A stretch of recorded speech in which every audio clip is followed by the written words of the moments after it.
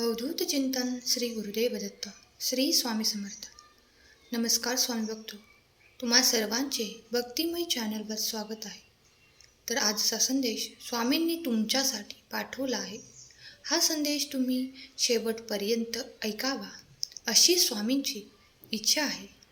आज स्वामी म्हणत आहेत, जर का तू या संदेशाकडे दुर्लक्ष केले तर तुझ्यासाठी असलेले खास आशीर्वाद तू गमावू शकतोस.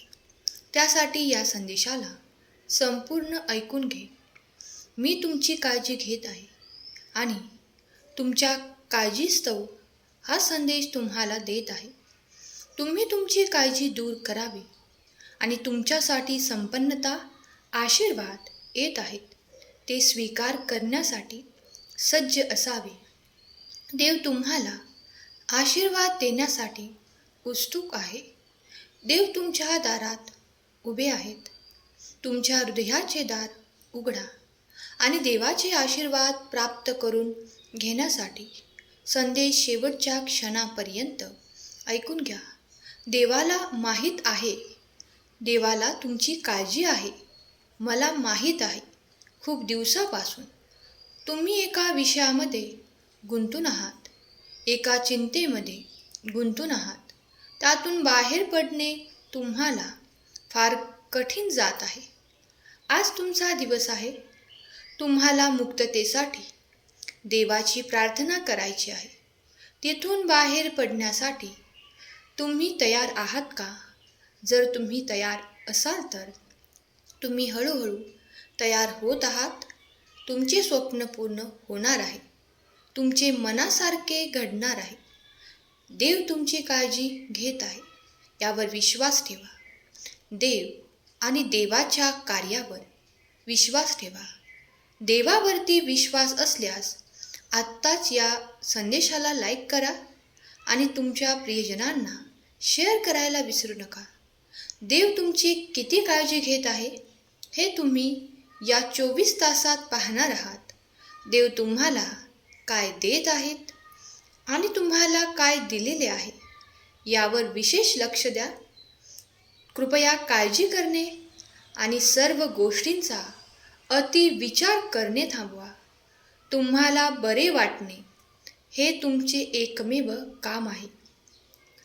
काळजी, भीती आणि तुमच्या मनात जे काही विचार आहेत त्या विचारांना बाजूला सारा आणि तुमच्या मनाला स्वच्छ होऊ द्या, जागे होऊ द्या.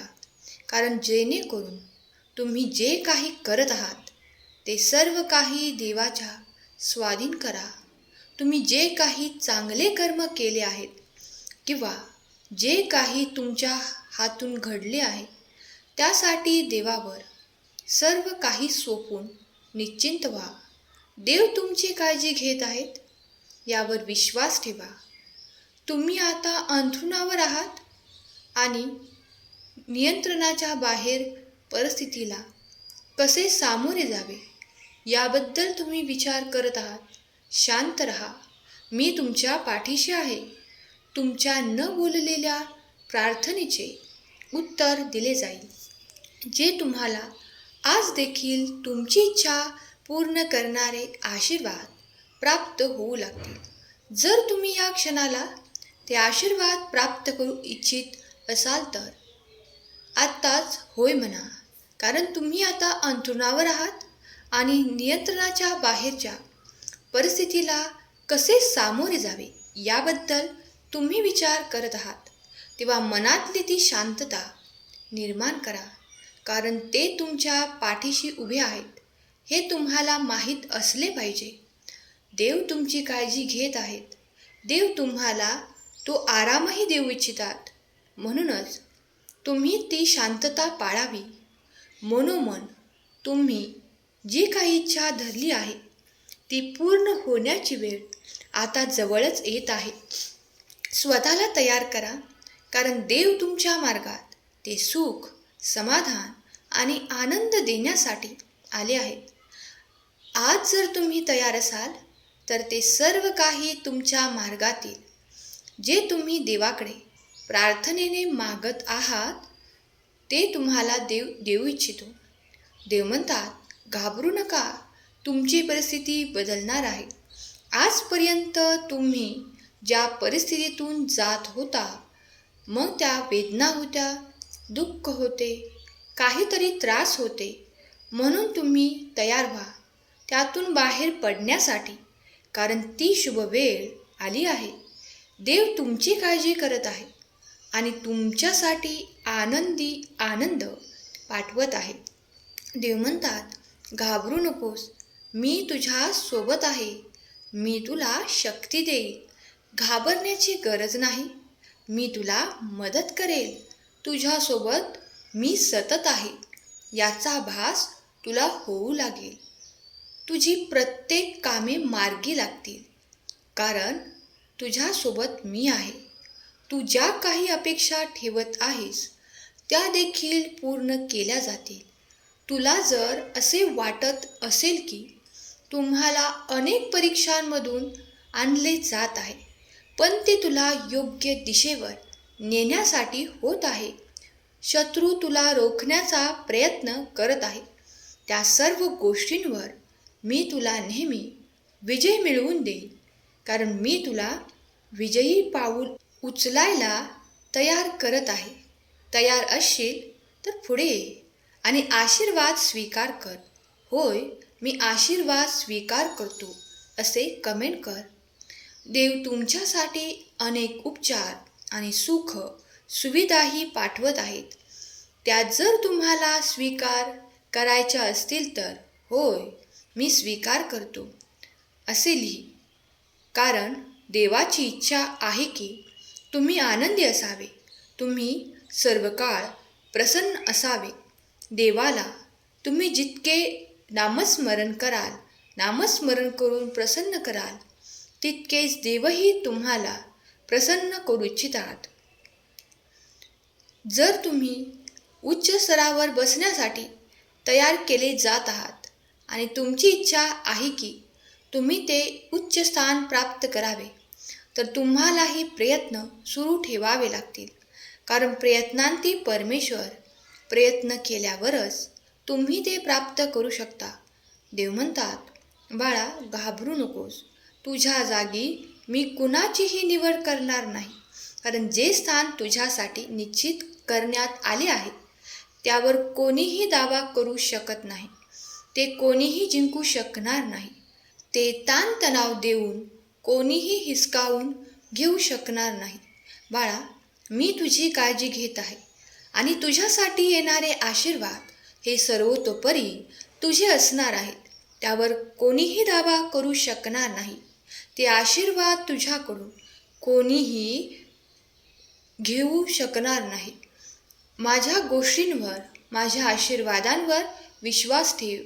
देव म्हणतात, बाळा, तुझ्या काळजीचे कारणही मी जाणतो, पण आज तुला मी सांगू इच्छितो. काही गोष्टी मिठाप्रमाणे असतात. जेव्हा काही पदार्थ बनवले जातात तेव्हा मीठ अत्यंत महत्त्वपूर्ण कार्य करते. जर त्या पदार्थात मीठ नसेल तर ते सर्व काही पदार्थ अळणी लागू लागतात आणि तुम्हाला ते बेचव लागू लागते. त्याचप्रमाणे काही आशीर्वाद हे तुमच्या आयुष्यात मिठाप्रमाणे असतात. ते तुमच्यापर्यंत पोहोचवायला जरी वेळ लागत असला तरी शांतता बाळगा आणि ते सर्व काही तुम्हाला योग्य वेळी प्राप्त होऊन तुमच्या सर्व काही गोष्टींची काळजी घेण्यात येत आहे. ज्याप्रमाणे एखाद्या पदार्थात मीठ टाकतात ते रुचकर लागू लागते, त्याचप्रमाणे योग्य ते आशीर्वाद तुमच्यापर्यंत येऊन तुमचे जीवन सुधारले जाईल, तुमची प्रगती केली जाईल. आज जरी तुम्हाला काही गोष्टी दुखावत असतील तरी, तुमचे शत्रू दुखावत असतील तर त्याचा उद्या काही विचार करू नका, कारण तुम्हाला विवेकबुद्धी दिली आहे. त्यामुळे तुम्ही ते सर्व काही प्राप्त करू शकाल. तुम्हाला मोठे यश प्राप्त होईल. असंख्य अशा गोष्टींवर तुम्ही विजय मिळवाल ज्या तुम्ही सहजतेने पार करू शकाल. देव तुम्हाला ते सामर्थ्य प्रदान करत आहेत. हे आशीर्वाद तुला मी पाठवत आहे. हा आशीर्वाद रूपी संदेश स्वीकार कर. आशीर्वाद स्वीकार कर. संदेशाला लाईक कर. देव म्हणतो, तुम्ही तुमचे योग्य ते कर्म करत राहा, कारण माझे आशीर्वाद तुमच्या मार्गात येत आहेत. तुम्ही प्रत्युत्तर देऊ नका. जेव्हा कोणी तुम्हाला खाली दाखवू इच्छितो किंवा तुमची परीक्षा घेतली जाते, तेव्हा त्या क्षणाला ठाम उभे राहा आणि आपले प्रयत्न सुरू ठेवा. कोण तुमच्या विरोधात कितीही कार्य करू द्या, पण देव तुम्हाला जे काही स्थान प्रदान करणार आहेत आणि तुम्हाला जे काही मानसन्मान प्राप्त होणार आहे, ते तुमच्याच भाग्यात लिहिले गेले आहे. ते तुमच्याकडून कोणीही हिरावून घेऊ शकत नाही, अगदी कोणत्याही परिस्थितीत. म्हणून देव म्हणतात, शांत राहा. स्वतःचा मानसन्मान प्राप्त करण्यासाठी कोणाशीही झगडा घेऊ नका, कारण त्यामुळे तुम्ही क्षुल्लक कारणावरून कोणाशीही वैर घेऊ नका. कोणालाही दुखावण्याचा प्रयत्न देखील करू नका, कारण जे काही मानसन्मान तुम्हाला प्राप्त होणार आहे ते तुमच्यासाठीच आहेत.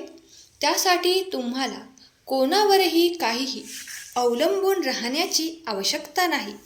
कुणी कितीही बळ लावले तरीही त्यांना ते प्राप्त होणार नाही आणि तुम्ही ते सर्व काही सहजरित्या प्राप्त कराल. जीवनात मान सन्मान देव तुम्हाला देऊ इच्छितो. त्यासाठी स्वतःला तयार करा आणि ते स्वीकार करा. आशीर्वाद तुमचे आणि फक्त तुमचेच असणार आहेत. ते स्वीकार करण्यासाठी होय माऊली, मी स्वीकार करत आहे कमेंट करा. देव तुमची काळजी घेत आहेत. देव करुणेने भरलेला आहे.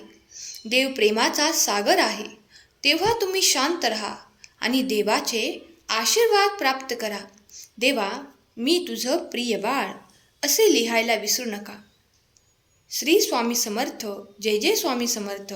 तुम्ही जे काही आतुरतेने वाट पाहत आहात, ती आनंदाची बातमी तुमच्या मार्गाने पाठवली जात आहे.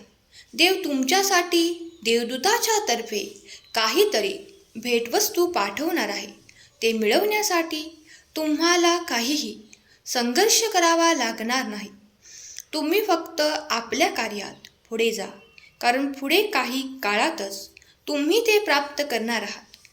देवदूत तुमच्यासाठी तुमच्या मार्गात ते घेऊन उभे असतील आणि तुम्हाला योग्य वेळ आल्यावर ते प्राप्त होईल. त्यासाठी देवाचे धन्यवाद करायला विसरू नका. देव तुमची काळजी घेत आहेत यावर विश्वास ठेवा. देव तुमच्यासाठी चांगले आशीर्वाद पाठवत आहेत यावर विश्वास ठेवा. तुमचे कार्य संपन्न होईल आणि तुम्हाला सुख, समृद्धी आणि आरोग्य दिले जाईल. हा आशीर्वाद प्राप्त करण्यासाठी या संदेशाला लाईक करा आणि खरा स्वामी भक्त टाईप करायला विसरू नका. देव तुमच्या सर्व काही इच्छा पूर्ण करोत. तुम्हाला सुख, समाधान, आनंद प्राप्त करून देवोत. तुमच्या मुलाबाळांना सुखात, आनंदात, ऐश्वर्यात ठेवोत. हीच स्वामी माऊली चरणी प्रार्थना केलेली सेवा स्वामींचरणी अर्पण करते. आजचा संदेश शेवटपर्यंत ऐकल्याबद्दल धन्यवाद. श्री स्वामी समर्थ. जय जय स्वामी समर्थ. श्री गुरुदेव दत्त.